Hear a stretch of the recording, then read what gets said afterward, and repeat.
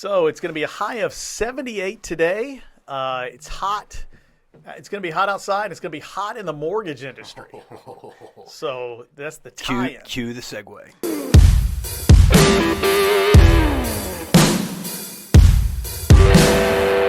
Craig, how you doing?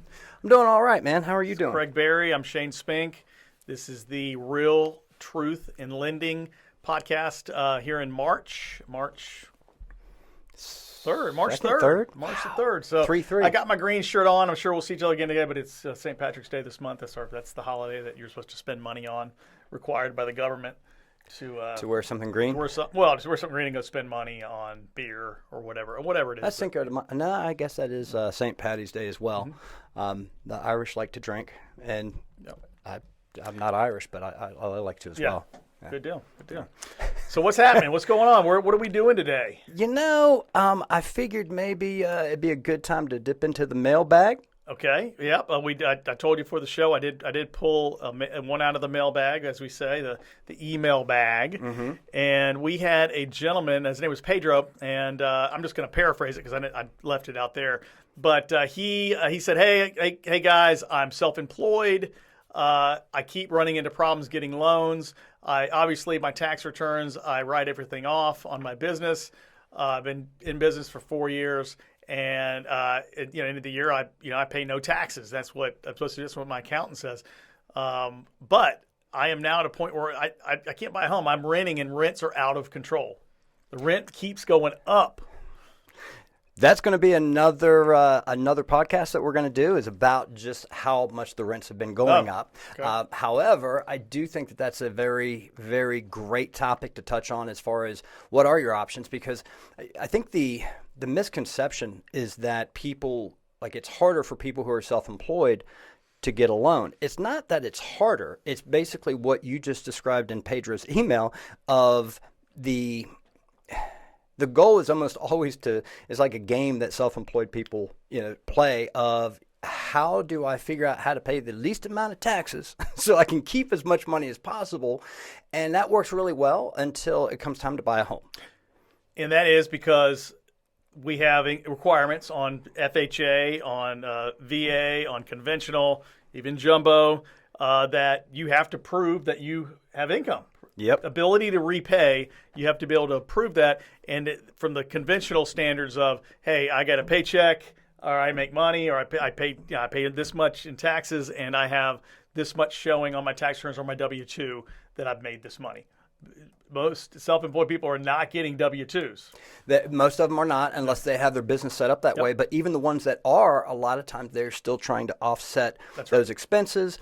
And so that leaves a lot of people trying to decide whether or not they should just wait until next year and pay a lot more in taxes, or should they, or are there any other options? And the other options are really what I wanted to talk about a little bit today, and specifically the bank statement program. Yep. Because it's a program that some people have heard of, some people are familiar with, but a lot of people are not familiar with. And all that it is, it's essentially a way to show income for people who are self-employed but don't have the income because of everything that we were just talking about. Maybe too many write-offs or expenses that are essentially balancing out so that you're not paying a lot of money at the end of the year, but you're also not showing a lot of income.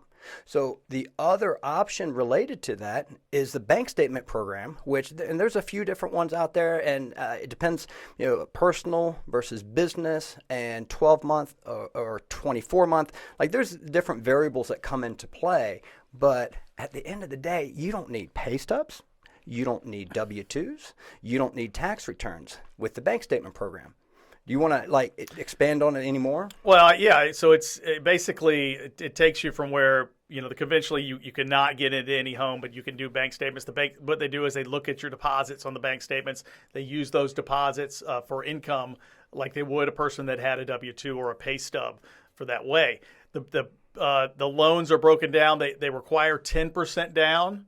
So it is a little bit more to get in those loans. But if you're self-employed, I'm sure you would do probably move heavens and earth to try to get a home. Well, and I'll interject and say the last couple of years, the average down payment has been between 9% and 11%. So, and that's overall, people who are self-employed or not. So it's a little bit more down payment, but compared to what, I mean, it's actually not that bad. Yeah, so it's basically what's called a non-QM loan. The down payment, again, I said is 10%. The rate is a little bit higher because a little bit more risk on those loans have been figured into that. But it's a great vehicle for self-employed people to get into homes today that they could not just a couple of years ago. And it's always been an issue back before they did the stated income loans and all the crazy stuff. Yeah, absolutely. And just one other kind of qualifier or explanation on that is typically the way that it works is it's an average of the deposits. So what that means, and it's important to know that it's a deposit, it's not the ending balance, because I think a lot of people will automatically think, oh, well, I've only got $1,000 or $100 or whatever it is at the end of every month. Well, that doesn't matter. It's about the deposits that are being made each month. And there's some qualifiers in there as far as that goes too. In other words, you can't have $20,000 in deposits one month and zero the next month. I mean, it doesn't really work that it's just an average, but for the most part, if you've got good deposits and not a whole lot of money coming in at the end of the month or to show at the end of the month, that's okay. That kind of is right in line, especially if it's consistent. And it's really not a whole lot more to that program. Yeah. There's no catches. So we had a guy we did a loan for last month, and he had been continuously told by his CPA, next year, this is what we get to do. We're just gonna pay more taxes and create more income for you. So we're gonna pay $15,000 and $20,000 in taxes. You show more income, and you can go buy a home. No, do not do that. Do the bank statement program. Take that money that you would have spent on that if you have it saved up, and put that down even more on your down payment, and have more equity in your home. Why give that equity and that money to the government? That doesn't make any sense to me. And I want to reiterate that, just in case people were not really hearing or paying attention to that. So what this person was going to do was take, let's just call it $20,000 and pay more taxes, because essentially it is kind of a formula that if you really want to simplify it, that is it. You have to pay more taxes as a self-employed person to show more income. Well, as Shane said, instead, how about take that $20,000 and that becomes either the down payment, with that 10%, or whatever else that it could be. But that gets you into a home now before prices get any crazier than what they already are. And it just makes a whole lot more sense to become a homeowner now rather than wait a year. Home prices go up. Interest rates are going to go up. Who knows what they're going to be, next year whenever he finally pays the $20,000, then he doesn't have a down payment. Yeah, you don't want to wait on that. And it's this show is all about trying to have solutions for you to get into homes, and this is a solution for self-employed borrowers, right, guys? Oh yeah. The Bobble Craig, Shane says yes. They haven't said much lately, They've not. But I think it's because, well, clearly this guy's in mourning, with the jersey now that Ben has officially made his plans to retire. But I digress. Yeah, it's not a great time in Steeler world right now. You don't even have a quarterback.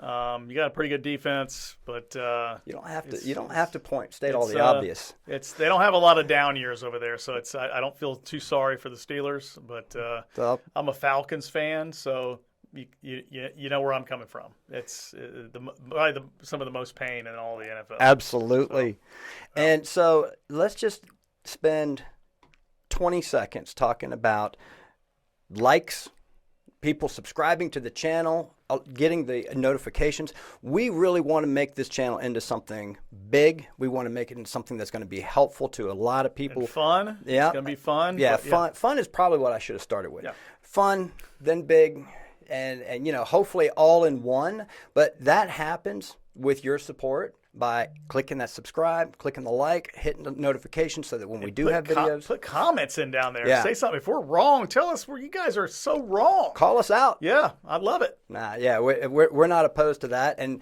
I think what you're going to find from our channel is it's going to get a little bit more, I don't know, like whatever you make this channel out to be. Like, in other words, I think if people start commenting on certain things and giving us an idea of what they want to hear, or maybe what they don't want to hear, I think that's going to really kind of determine exactly where our channel is going to go. Yeah, an email box is below. So if you do have a question, kind of like what Pedro had earlier, send it, because you can give us topics by asking us questions. Like he asked about self-employed. It's probably the third or fourth question we had gotten on that in the last month.